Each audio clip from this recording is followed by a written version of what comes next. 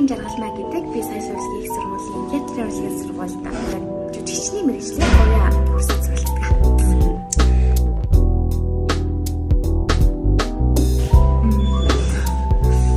Их уртдаг болтой юм. Заавал ярих хэрэгтэй те. Би ингээд 10 жилдээ их авьяаслаг хөлтүүлээ. Хогны баярлаад хогны баяр дээр минийхний ажилтаа хэлдэг гэсэн чинь гэж гэдэг манай сургуулийн 12 дэх бас нэг хэдэн хүүхэд бас буюу бид нар соёлтой би соёлтой гэх бас буюу би гэдэг үйл соёлтой бүс гэж бодож би бас соёлтой би соёлтой гэж амирх гэхгүй. Тэгээ ер нь бас жоохон шантал гараад ирсэн.